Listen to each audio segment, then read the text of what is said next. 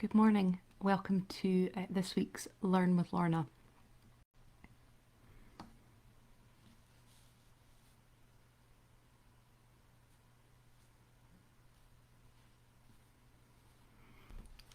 So welcome to this week's Learn with Lorna series designed to share the collections of the Highland Archive Service with audiences both local to the Highlands and across the UK and further afield, and it's been really lovely to see how that's spread over the last year that we've been running this, and viewers like Jenny saying hello in Australia, as well as people local to the Highlands still tuning in as well, so thank you so much for that.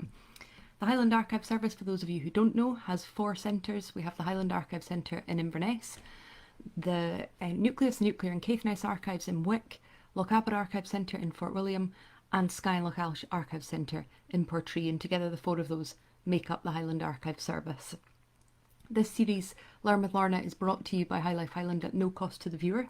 High Life Highland is a charity registered in Scotland, and there's no payment or subscription required to take part in these talks. But as I say every week, if you're in a position to be able to donate towards our work, then we truly appreciate that. And thank you so much to those of you who have done that. It really is appreciated. Good morning, everybody. Seeing everybody saying hello. I know, Fiona, I've got pressure this week with you being near Strathpeffer, so I'm sure you'll chip in if you've got additional things to say that I miss out. So this week is the final in our month-long look at landscape and environment subjects, and we're looking this week at the village of Strathpeffer, where the natural environment of the Strath has been so much a key feature in the development and story of the town and the area, in the development of the town as a spa.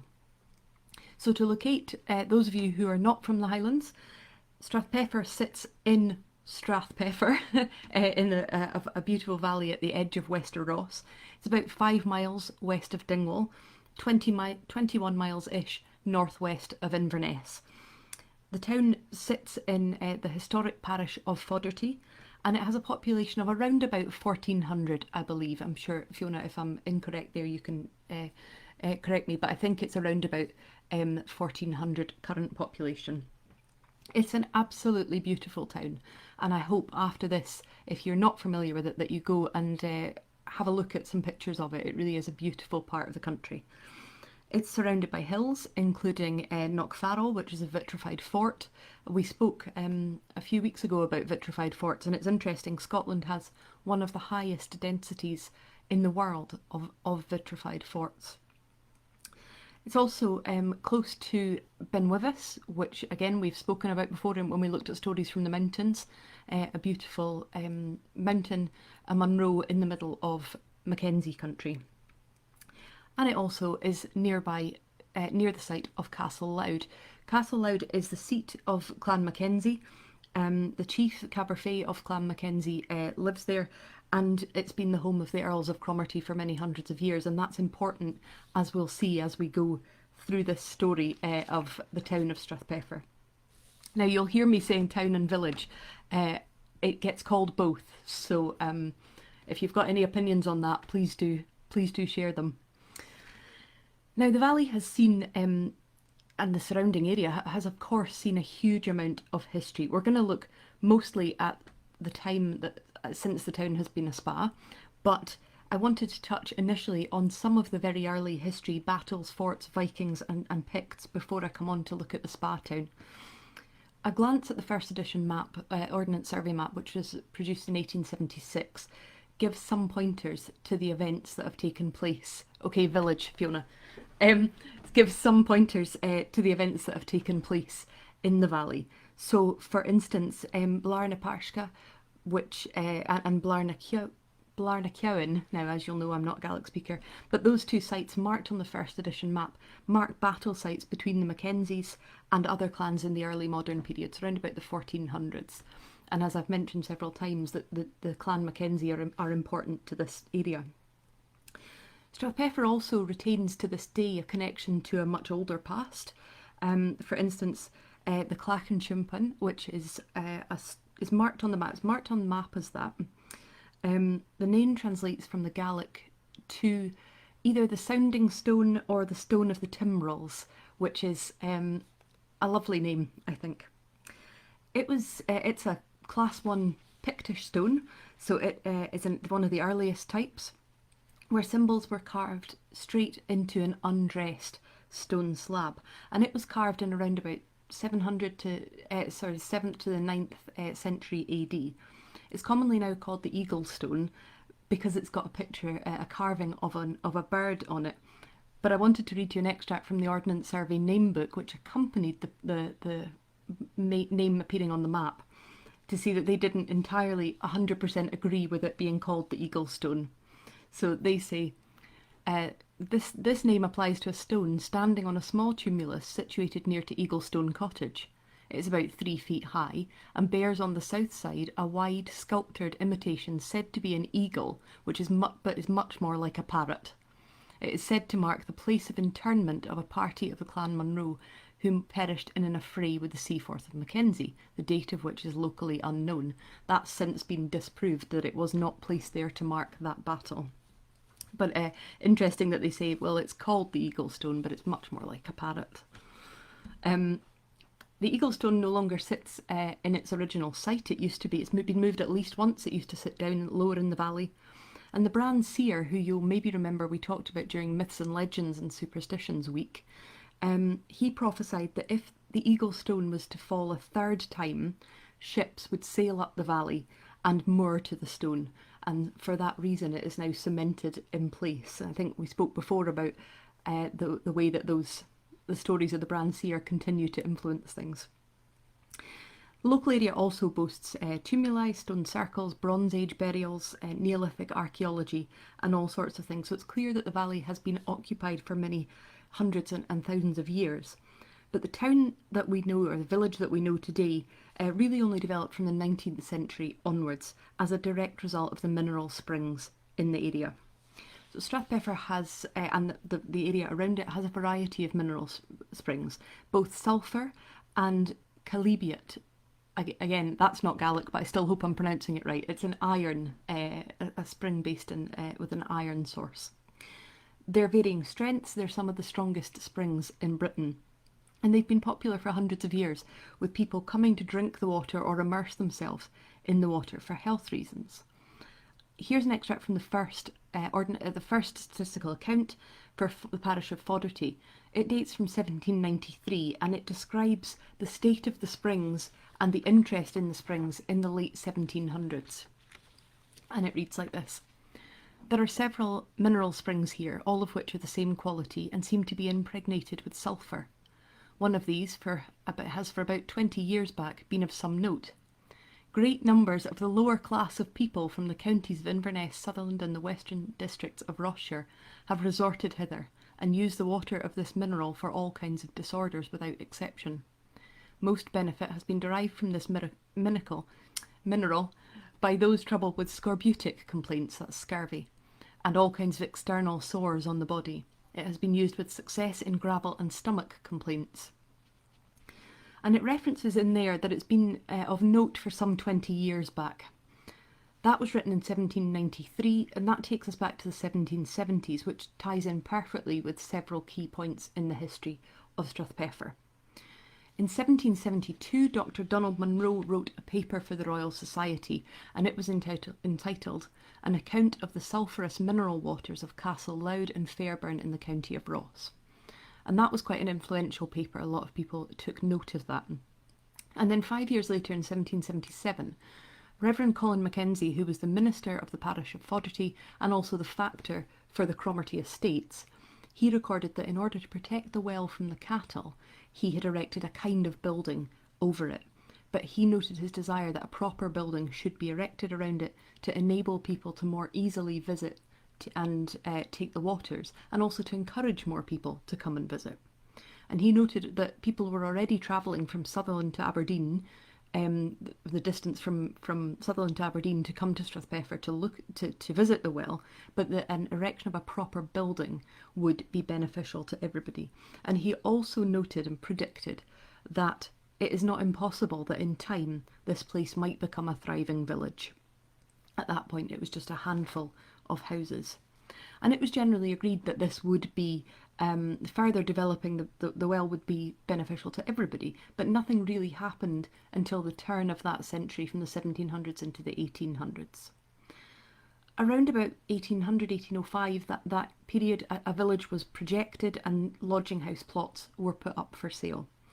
And the popularity of the village grew largely thanks to publicity generated by people who had been to the mineral wells and had experienced a relief or healing in their sufferings, particularly Dr. Thomas Morrison of Elsick in Aberdeenshire. He had had arthritis, and he had visited loads of different wells in the country, loads of different spas across the UK, but nothing had really given him any relief until he visited Strathpeffer. He was so impressed with the quality of the mineral wells in Strathpeffer that he promptly moved there and then dedicated years to proclaiming the benefits of it, promoting the wells and encouraging people to visit the area.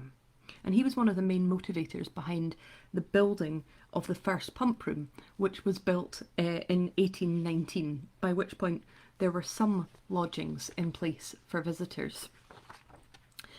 One of the problems that the town had in this, it wasn't a town now, it's certainly not a town then. One of the problems that the area had at that point was that it was still very awkward for large numbers of people to get there easily. And I wanted to read to you a letter written in 1816 by Archibald Baillie to his mother. This is something in our Baillie of Dineen collection, which I'm going to come on and do a Learn with Lorna on that collection. He describes his 16-hour journey from Inverness to Castle Loud. Castle Loud, June the 8th, 1816.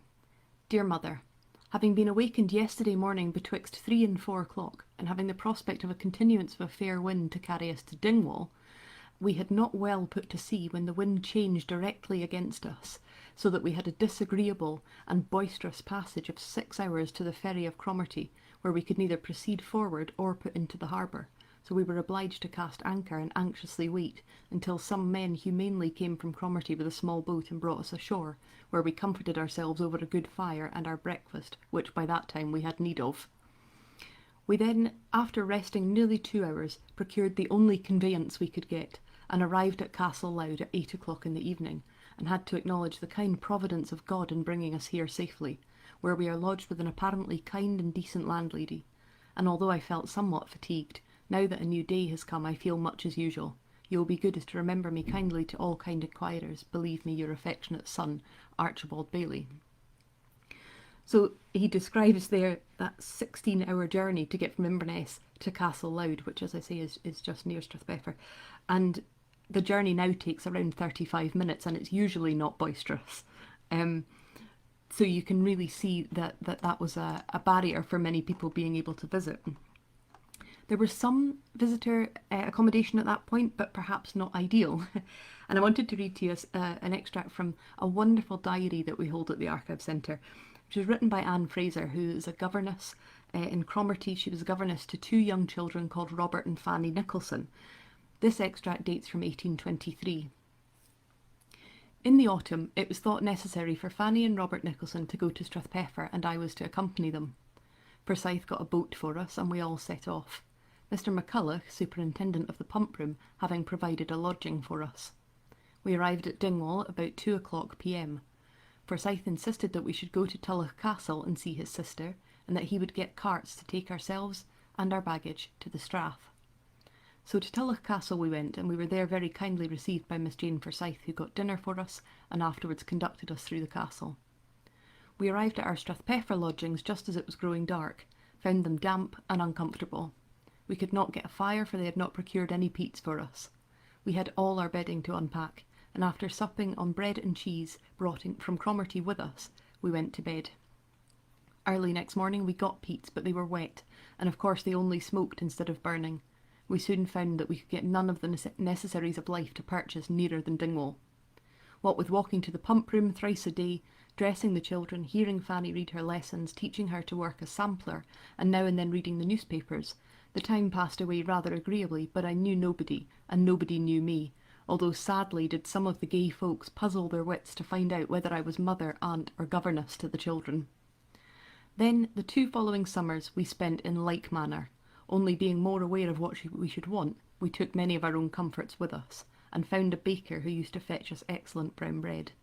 The romantic beauty of the Strath and the many places in its vicinity I will not attempt to describe.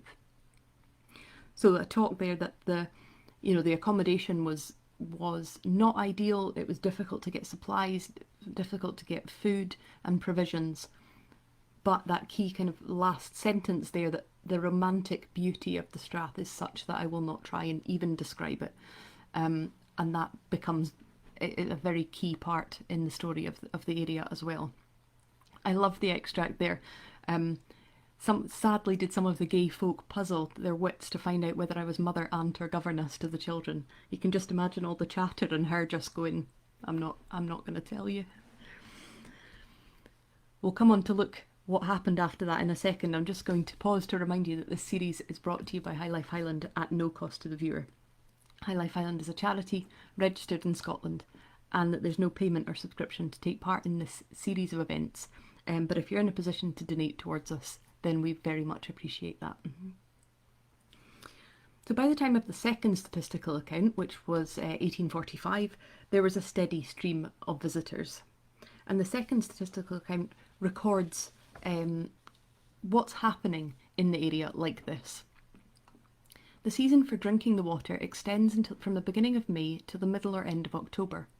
It is found to be highly beneficial in all cases of ill health which result from a relaxed state of the system, especially in the great variety of disorders occasioned by nervous debility, in gout, rheumatic, scrofulous and cutaneous complaints, in affections of the kidney and bladder, the water being highly diuretic, in cases of dyspepsia and for constitutions which have suffered by long residence in tropical climates. So basically, come here, we can fix everything.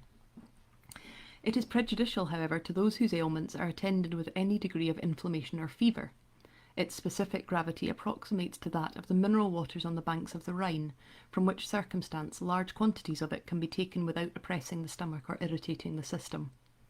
It is quickly digested and works its way gradually yet thoroughly into the constitution, on which it acts as a mild alterative. After taking a course of the sulphurous water, it is generally of advantage to follow it with a course of chalybeate, of which there is a spring close to the pump room, and many others in the neighbourhood.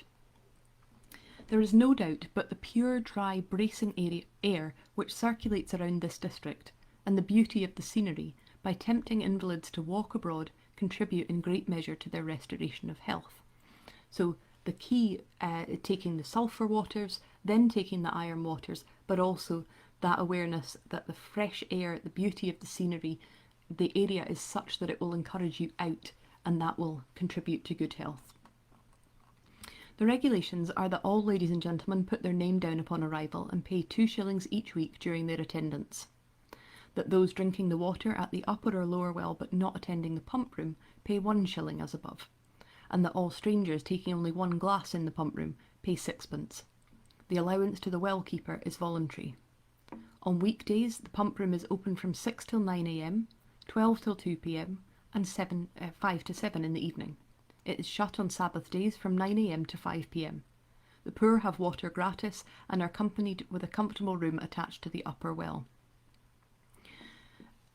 It then goes on to talk about the change, the development in that, the problem that we saw in Anne Fraser's diary, of the resources and the necessities. Within the last 4 years, a penny post has been established. Bread, meat, poultry, eggs, vegetables and fruit are to be got in the neighbourhood. During the drinking season, a coach runs twice a day to Dingwall, which is connected with another that goes to Inverness in the morning and returns in the evening. Since the spa has come into so much into repute, a number of respectable-looking buildings have been erected for the accommodation of visitors. Through the benevolent exertions of J.E. Gordon, Esquire, late member for Dundalk, an institution has also been established for the benefit of the poor who resort thither from a distance. It is capable of accommodating 50 at one time and is to be opened in the course of the next year.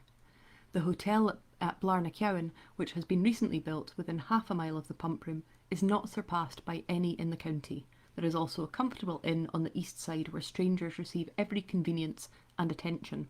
So you start to see this, the development of the town, the development of the spa being mirrored by the development of the village, of hotels, of tourist accommodation and so on. The conviction of the spa's healing properties can be witnessed in another document that we hold from the same year, 1845. We hold the papers of the Gaelic Society of Inverness, and part of that collection relates to Dr. Lachlan Matheson. He was a widely respected doctor in Portree in the early to mid 1800s, and we hold many testimonials about his training, his experience as practice as a surgeon, as a time training in a lying-in hospital, and so on. But one of the documents in this collection is a letter written by Lachlan Matheson to his wife Anne while she was visiting the mineral wells at Strathpeffer. And it's clear how much this very accomplished medical man puts on the cure. And he writes to his wife, "Dear Anne, my wish is that you should remain at the mineral as long as possible to see what good it may do you, as you're at the trouble and expense of going there. My dear Anne, you should get strong shoes in Dingwall. Do not suffer yourself to have wet feet which you cannot escape with thin shoes, with such weather as we have had for some time back." I think you really get a sense of his concern there and his hope that she will benefit from being at the mineral well. I can also hear my dad's modern equivalent of going, well, if you will wear silly shoes, you will get a cold.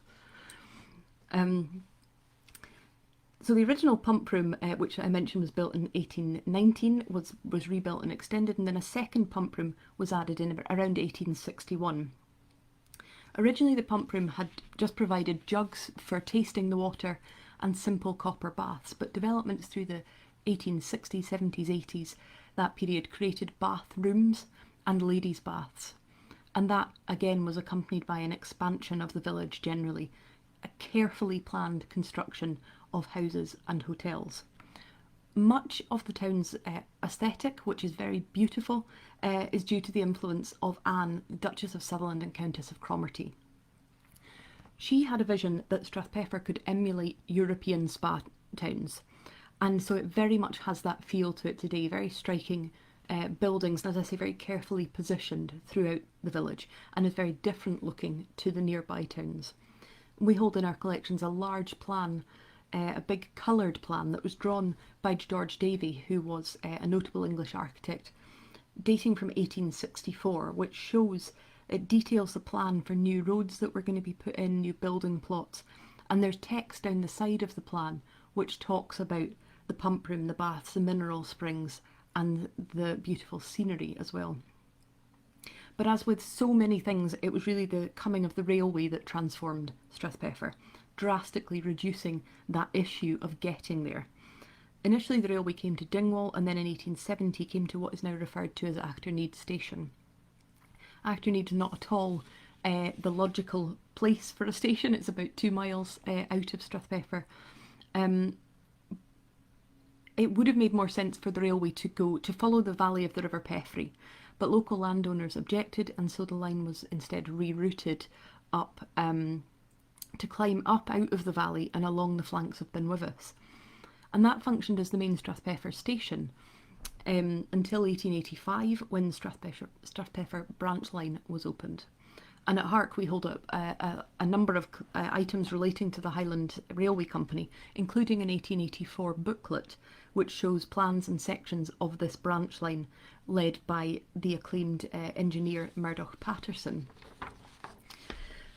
This ended what had always been one of the problems of Strathpeffer, which was a difficult and long journey to get there, and that made the spa much more accessible. Again, numerous large hotels and elegant houses built to accommodate that increased number of people visiting and increased number of people living in the area. And a notable addition to the town at this point was Strathpeffer Pavilion. The pavilion was opened in 1881, and it had been commissioned by Anne, the Countess of Cromarty, who was keen that when people were visiting the spa, they should have a place to go for entertainment. And her commission to the architect stated that the building should be based on the casino at Baden-Baden in Germany. And the result is an absolutely beautiful building with a pleasure garden next to the upper pump room, and it resulted in a stream of prestigious visitors to the town at this point. So famous visitors to Strathpeffer have included Robert Louis Stevenson, the explorer Ernest Shackleton, women's suffrage campaigner Emmeline Pankhurst, European members of European royal families, the writer George Bernard Shaw, and then more recently, the pavilion has seen performances from everyone from the Bay City Rollers to the Kaiser Chiefs.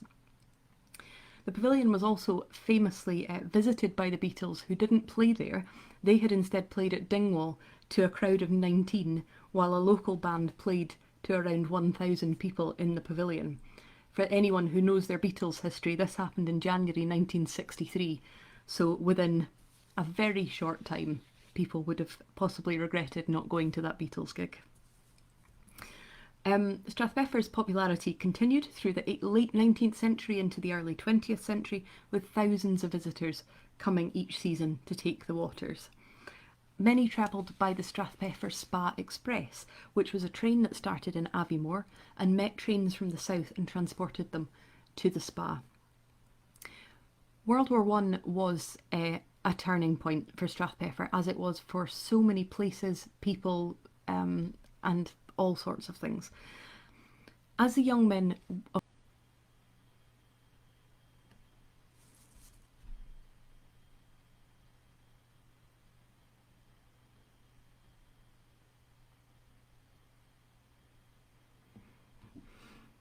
Hello, I don't know what happened there, and I don't know if I've got you back yet. Someone could let me know that this is working again. I don't know what happened at all. The internet all went off. I think I've got some of you back. Okay, so we'll pick up at World War I. So yeah, a look at the valuation rolls for Strathpeffer in World War I gives an insight into the extent to which the First World War had an impact on the town. So as I mentioned, Strathpeffer, the Highland Hotel became a hospital.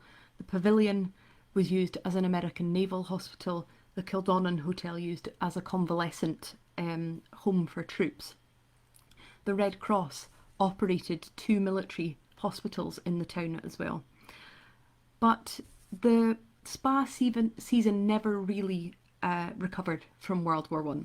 Those special spa express trains that I talked about stopped after 1915, and I think the main reason for that was just the extent to which the social landscape had changed across the country. And of course, the country was soon to be plunged into World War II, and that those interwar years were difficult across so many countries for so many reasons. And as in World War I, World War II saw the town again taken over by the military, with hotels and houses providing accommodation, respite and recovery for troops, as well as training to troops in the Second World War. The pavilion held concerts and dances to boost morale.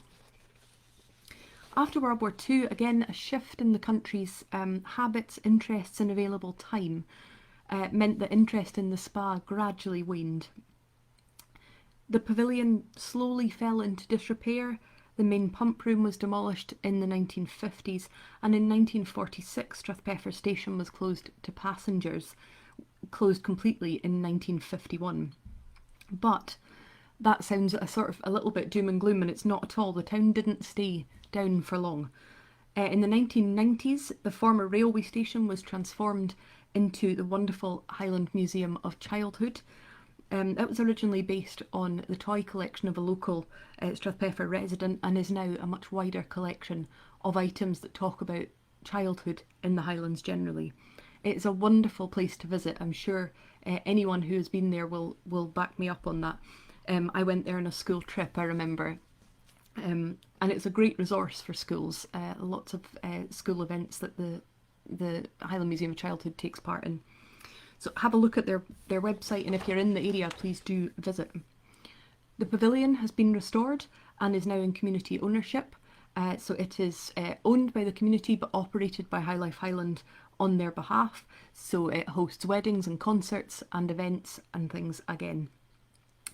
The pump room, one of which wasn't demolished, has now been restored, and it houses a display all about the history of Strathpeffer and the history of the spa. And of course, the water is still there.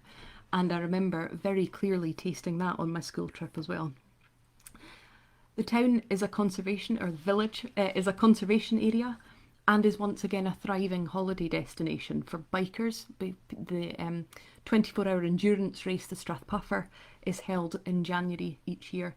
For walkers and for people coming to enjoy many of the things that drew people to Strathpeffer in the first place. So that beautiful scenery, the stunning buildings, the fresh air is all still there. So do have a look online. If you've been to Strathpeffer, please do share your memories with us. If you now want to go, then please tell us that as well. I'm going to stop there. I will attempt to join these two broken videos together, and hopefully we'll end up with one finished video that can go out on YouTube. Thank you for joining me. Again, I'm sorry for I don't know what happened with the tech. It just suddenly disappeared on me. So that's never happened before in 65 weeks. So thank you for joining me. And thank you to those of you who've been in touch asking me to give talks at local events and groups and all sorts of things. That's really very much appreciated as well. Please join me next week. We'll be looking at hill walking and climbing. And a reminder that this series is brought to you by Highland Highland at no cost to the viewer. That Highland Highland is a charity registered in Scotland, and that there's no payment or subscription required to take part in this series of events. Thank you so much for joining me.